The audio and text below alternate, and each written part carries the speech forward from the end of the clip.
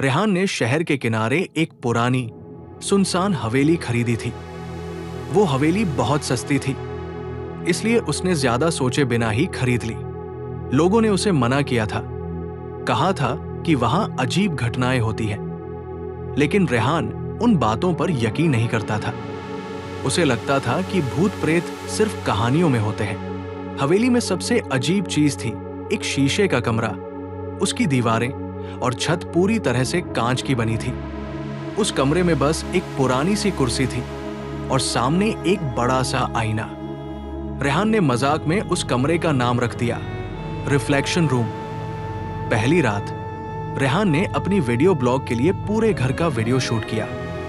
जब उसने बाद में रिकॉर्डिंग देखी तो उसे महसूस हुआ कि आईने में उसका प्रतिबिंब ठीक वैसे नहीं हिल रहा था जैसे वो खुद हिला था, जैसे उसकी हरकत की नकल कुछ देर बाद हो रही हो।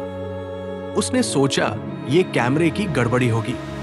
अगली रात वो एक अजीब सी आवाज से जागा, जैसे कोई कांच पर नाखून से कुछ लिख रहा हो। वो डरते डरते कांच के कमरे में गया तो देखा कि कांच के अंदर से एक संदेश लिखा हुआ था, अपने प्रतिबिंब पर भरोसा मत करना। वो घबरा गया। उसने पूरा घर छान मारा, लेकिन वहां कोई नहीं था।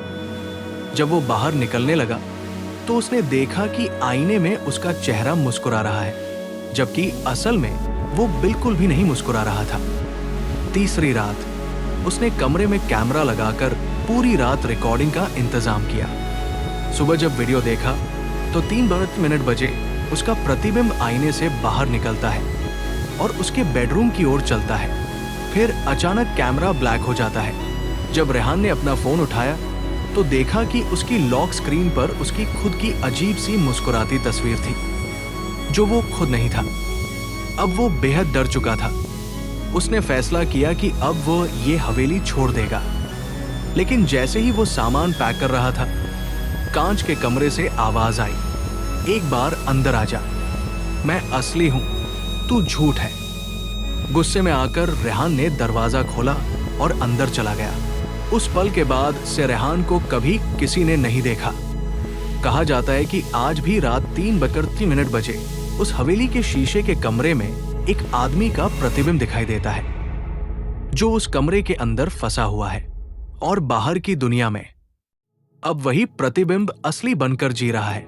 इस कहानी से हमें ये सीख मिलती है कि हर चीज जो दिखती है वो वैसी नहीं होती। रेहान का प्रतिबिंब आईने में अलग व्यवहार कर रहा था। यानी जिंदगी में हर चीज को आंखों से देखकर ही सच मत मानो। कुछ सच्चाइयां अंदर छुपी होती है। क्या आप अगली रात तक जाग पाएंगे? अगर हाँ तो सब्सक्राइब कीजिए। हम फिर मिलेंगे एक और डरावनी कहानी के साथ।